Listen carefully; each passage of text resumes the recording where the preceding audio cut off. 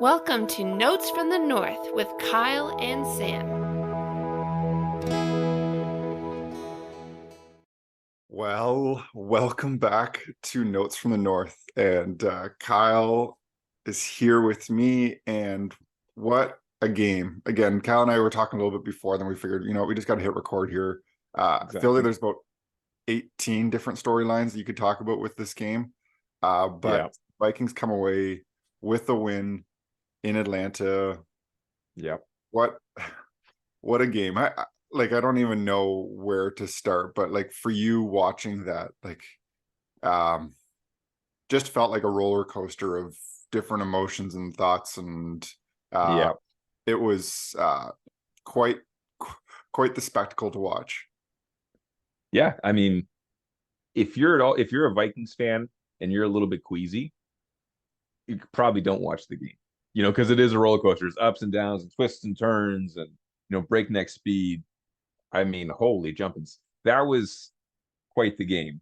I mean, for a noon Sunday game, and really the NFL is talking about this one, right? You're talking 2 4-4 teams, and the NFL is talking about this one because of Josh Dobbs primarily, but also just kind of collectively what the Vikings were able to accomplish.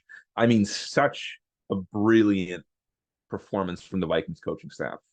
I've been critical of them. There's been times where I felt like Kevin O'Connell was getting in his own way, too smart for his own good, didn't manage the clock well. He's overloading his guys to the line of scrimmage. Things are too chaotic. You certainly think back to week 3, not using that timeout. You know what I mean? Against the Chargers, you get a chance to win. And in the game situation, Kevin O'Connell is not a perfect head coach, but holy jumpers, he's getting better on the fly. And these past 4 weeks, all without Jefferson, mind you, have been a phenomenal effort. I know the Chicago Bears game was about as ugly as a win can be, right? Now, Dustin Baker, my colleague, he made the point over at Vikings territory saying basically, you know what? Anytime you go to Soldier Field, it's ugly. That's just life for the Vikings. It's ugly at Soldier Field, so don't react too strongly to that. And, to his credit, it looks like he's basically right. You know what I mean? The Vikings have gone on to put together these 4 straight wins, but now 5-4. You brought it up, Sam, just before recording here, but it was that analogy that Josh Dobbs used in his press conference where he talked about how, it kind of feels like he's been studying Spanish all year, right? Speaking this different language of sorts, studying Spanish, I think Arizona. And then now he's come in and thrown into an exam, and it's a French exam, right? So he's got to speak a different language. And I mean, so I studied French. I know people who speak Spanish, and I think there are some, definitely some similarities between the languages. I think if you're fluent in French, you can probably pick up Spanish pretty quick, and vice versa. But it's still a different language, right? And you're still being thrown into an exam with just a few days to prepare, right? And so he was basically making the point that like this process of translation, like it's not like these ideas are totally foreign to him. Like if you say this is going to be a 2-man, row progression, high low or whatever, this is going to be a dig route, this is going to be a, whatever the case may be, that's not going to be unfamiliar. He's a really smart dude. He's a literal rocket scientist that we talked about, right? But he's still being thrown into this exam, being forced to speak a different language. And it's an exam that's taking place in front of what? 70,000 people in Atlanta? Does the game book, Sam, have the attendance? I don't know. It's probably close to 70,000 or something like that. And of course, it's on TV. So how many more do you have, right? And for him to be able to do that, and he made mistakes, right? The fumbles this week, he had 3 fumbles, last 2 of them, right? It's hard to be overly critical in a lot of instances. And that safety that he took, I really don't put that on him. Now, if I'm not mistaken, Sam, it was Calais Campbell who got that safety. And I know he's not the player that he used to be back when he was with the Jags, but Calais Campbell is a friggin' monster. He is humongous. Even amongst defensive linemen, he stands out. So if you stand out as a huge guy amongst NFL defensive linemen, you're incredibly huge, right? And so he's one-on-one with David Quesenberry, backup left tackle. What are you doing, right? You've got CJ Ham back there. Why are you not on Calais Campbell, this massive man who's so powerful, very experienced, very wily, really smart guy, and he gets the safety? I don't put that on Josh Dobbs. That was a bad moment from the Vikings coaching staff. and a bad moment from the Vikings players. Specifically the protection, right? But Josh Dobbs had his mistakes. Safety wasn't one of them. But man, oh man, he passed the exam. He passed the exam in a language he was not studying. No, he did. Again, like just I think again, you start off the game, Jaren Hall goes down, looks really good, and then He did just look good. Yeah, like, he did. like look good and then injured. And you're like, at that point for me, I was like, Yeah. whatever this game is, it is. Like it's just like you Yeah. you realize, especially because you know Dobbs been there for 5 days, and he walks Yeah, in exactly. like they Exactly. I don't know if you saw the video, but they're actually the offensive line was practicing the cadences with him because they Yeah. actually hadn't done that yet. So he's Yeah. sitting there practicing this, Yeah. and again you talk about the translation. Like Dobbs was talking about Yeah. how like O'Connell is literally in his ear before each play in the huddle, like it's like translating what's going on. Like insane. Like Yeah. it looked shaky at the start, and I think you totally understand Yep. why. It was shaky. Yeah. It makes sense. But again, like credit to Dobbs, incredible credit to the coaching staff. Yep.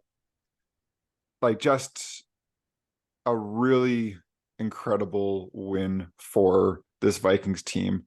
And 100%. again, it feels like, again, there's criticism of like, what is this team? And there was we had the whole conversation about, okay, like how hard do you tank here? And like, what does that look like? And like, that's right. there's a lot of criticism Right. of the coaching staff. And yeah. again, you talked about O'Connell. I think, Yeah. again, he has shown, especially, it's almost like because you've taken away a Jefferson, and even in this game, you take away Cousins. You just saw what he is capable of to this different degree. On the other side of the ball, though, Brian Flores, again, this defense just continues to exceed expectations. Okay. With I want to talk about that. Yeah. I want to talk about that. So yeah, what again? I know we're there. It's hard because we could talk about so many different things, but do you want to talk about Flores now, or do you something you want to say before that? No, let's do Flores, because we can circle back around to Dobbs. He's going to have this gravitational pull on the Vikings conversation this week. Everyone wants to talk about Dobbs. Everyone wants to read about Dobbs and listen about Dobbs. It makes complete sense. The dude is impressive. He's an impressive person. Beyond the brains, like that that toughness. Because I believe, if not mistaken, Sam, the game broadcast was talking about how Cam Akers was the emergency QB. Yep. Right? Where if you lose your top two, then Cam Akers, the running back, is going to be the one who goes in. Well, you lost your number one, and then Cam Akers, we fear, is a torn Achilles. So you've got your emergency QB is not even there anymore, right? And so if you lose Dobbs, I don't know what they're going to do. He's in some senses their QB4. Kirk Cousins, Nick Mullins, Jaren Hall. And now I know all the talk was like, hey, he came in as a backup today. Dude, he came in as like the backup to the backup to the backup, right? In a lot of ways. He's been here since October 31 was when the trade happens, and they played that game on November 5. So again, just Dobbs is going to be a topic of conversation. But Flores, okay, go ahead. Let me. I just wanted to say with Dobbs again, because I don't want to move on too fast, but there's so many things to talk about. We'll say that, and Jaren Hall showed this a little bit when he was in for that opening series. It's a lot of fun to watch a quarterback that is mobile. And again, you saw the way that he moved his feet, and even like the way that he escaped pressure a couple times. Like that throw, different element. That throw to Addison, but also just the run, like just a lot of fun to watch. And again, it's going to be interesting to see how things play out from here, and there's going to be lots of speculation. But again, I do think it's important to talk about Brian Flores, because this defense came up huge. And if you look at positioning on the field, like the Vikings struggled, especially at the start. Like they were pinned deep a lot, and they made some bad turnovers deep in their zone. And this defense, outside of that, again, the screenplay with the touchdown was tough, but they held this team, this Falcons team, incredibly well. Okay, so I'm actually a bit negative on Flores, which is probably not the popular opinion at this stage. Okay, so I think the Flores defense a little bit was exposed, a little bit. Okay, because the whole thing with Flores is look at the brilliance and the willingness to be so creative with getting so many defensive backs onto the field, specifically safeties, right? And ask them to do these various things. And then being, quite light sometimes up front. I think they get a little bit exposed. A little bit exposed. And I would think that smart teams are paying attention and they're going to try and do the same thing. So yeah, that bubble screen of Johnny Smith, the tight ends, but that wasn't the first time that they got some of those big bodies to the outside and picked up some. And now I know the 60-yarder, that's a backbreaker. And they roll out those two offensive linemen, the screens, so on and so forth. That's a moment where you say, you know what, you tip the cap to the Falcons, right? Nice play. John Smith is actually a good player.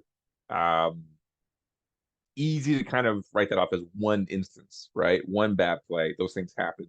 That's just life, right? So, but I do think there's something to be said for, it's as if, if Flores was leading a basketball game, it's like he doesn't have a true center out there. Like he's got a lot of shooters, and maybe he's got like a versatile power forward, who can bang down low. But he's kind of light on size, right? Like he leans a lot on his defensive backs, and that means being a little bit lighter up front, almost by necessity, right?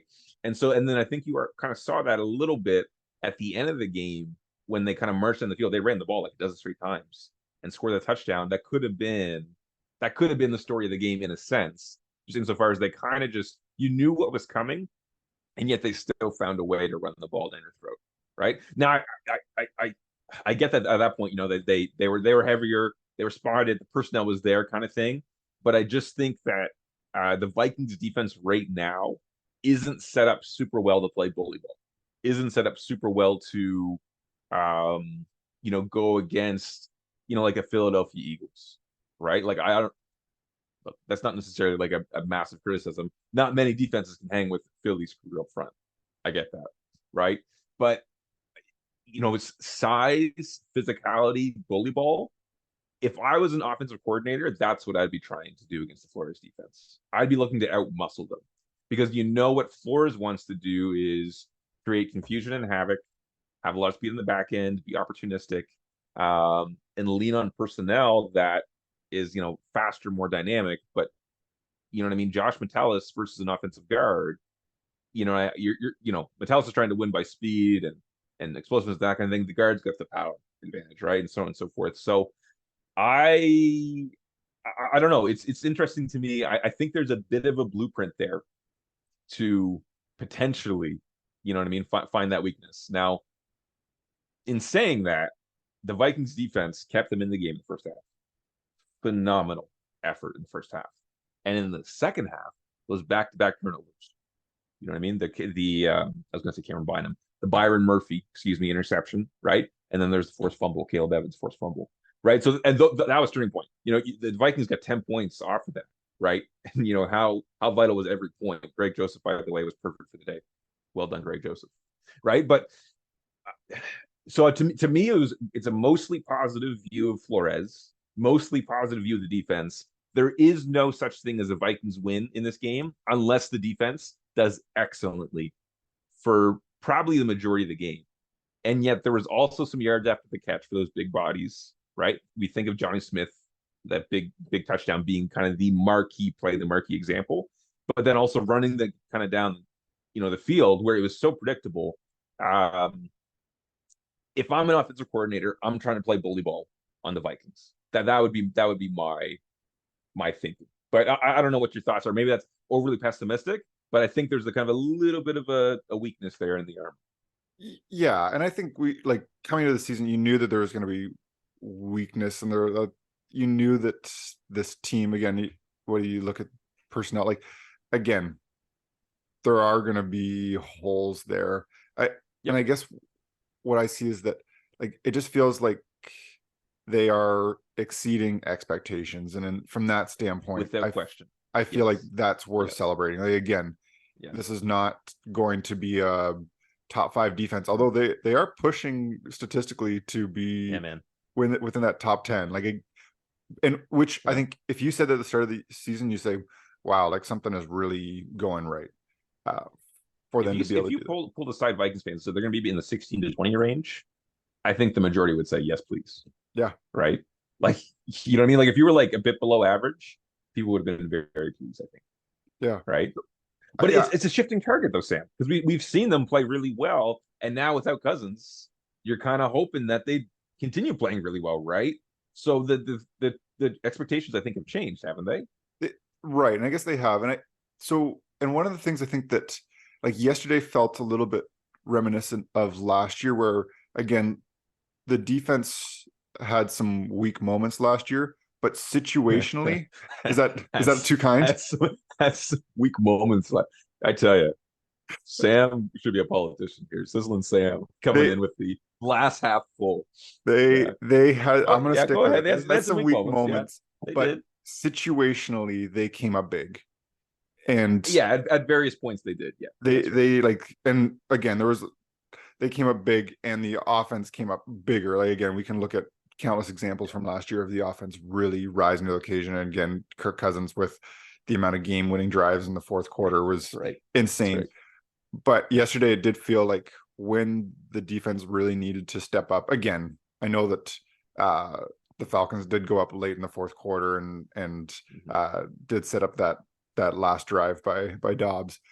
But especially with the turnovers and when you knew that the offense was really struggling and trying to get some momentum, and you had the turnovers and you had just the poor field position, the defense really came up big and made sure that the game didn't get out of hand in the first half.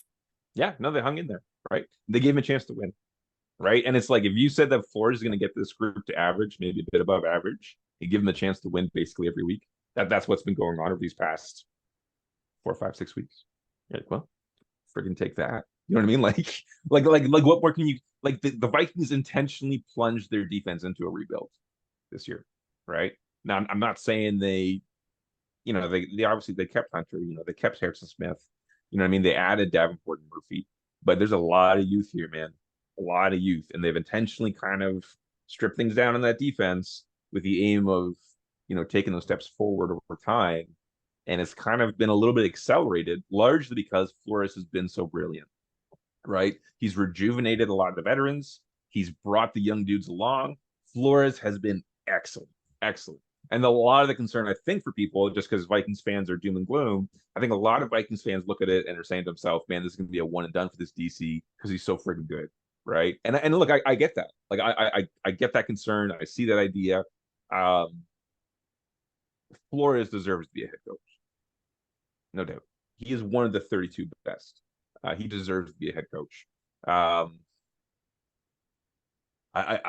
hope there can be that tweak there to kind of like when you really need it. You know what I mean? Like, you know, they're going to run the ball. You know, they're going to get that size maybe to the outside because that's the mismatch, right? That's the mismatch is when you get those tight ends who maybe have a 50-pound advantage over the DB, that can create some issues, right? If that dude can break some tackles. So it's just something to monitor. I'm not saying that you got to like whatever, but the top, okay, look, six targets, 5 receptions, 100 yards for Johnny Smith. Okay, Kyle Pitts, 5 targets, 4 receptions, 56 yards. So, and even Hodge, I mean, Hodge is good size, right? Like, I don't know if you can look him up, but anyways, there's some size in Atlanta. I think it posed a few problems. It's something to monitor. Okay, something to monitor going forward. I think that Flores isn't going to change who he is necessarily. I mean, there's going to be a continued effort to lean on those defensive backs, to be aggressive, so on and so forth. But I'm sure he's already thinking about it. I'm sure he's kind of, you know, got various ideas. He has proven to be adaptable. He's spoken about that at his press conferences. He's very willing to let his staff chime in. Hey, what do you think? Let's collaborate. Let's, you know, be solutions oriented, so on and so forth. It's a very Vikings perspective, collaborative and solutions oriented, and, you know, so on and so forth.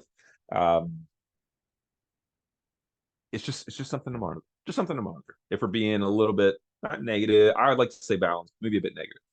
Yeah, I have a hard time going anywhere other than just celebrating yesterday because Right. like again, I know I think it would be naive to look at this team and say, you know what, like they've got it. Don't see a like, loss in the schedule. Just like they're gonna repeat last year's record. Like it, Yeah. you know that's not gonna happen, but it just from where they started, and I guess this is the thing is that we talked about this for a while. Like even in those losses, it's like you know that it's there. You know There's that it more. felt There's like more. they could get Yeah, here. Like you're like you know that there's more. You said, exactly. and now they're doing it. And again, I don't know what the rest of the season looks like. I think Yeah. it would be yeah, like we have no idea what will happen. And again, I know Jefferson has the possibility of coming off the IR.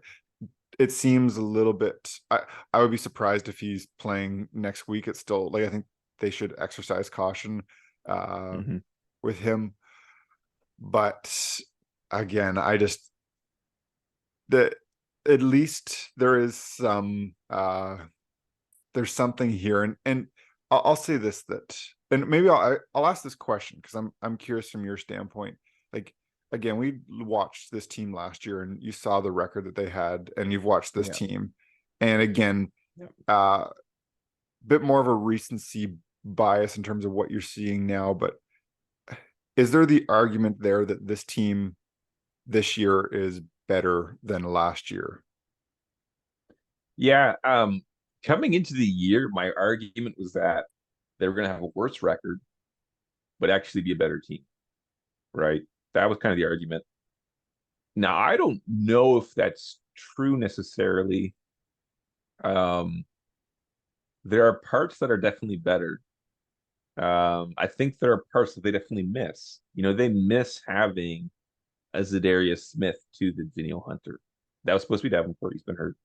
Um, you know what I mean? Like, so I'd have to chew on that a little more. They're 5-4, which they certainly weren't 5-4 at this stage last year. But the record is only part of the. It's significant. It's huge. It's huge. Maybe the piece of critical evidence. But um, man, the defense is better. I can tell you that for damn sure. Yeah, Defense is better, and I don't know what to make of the special teams, man. Sometimes they do good stuff. Sometimes they do bad stuff. The offense is probably taking a step back. It's tough, right? I kind of thought I was my real opinion was 10-7. I said 9-8 to be different because I didn't want to do the same stuff as you and some of the other folks who were a lot of people were saying 10-7. 9-8 would be actually a better team, more battle tested, more hardened. This may be a grittier team, right? This may be a team that when push comes to shove is in a better position to win in the opening round of the playoffs if they get there. Which is ridiculous to think when you consider that Kirk Cousins isn't going to be available, right? And so I don't know, man.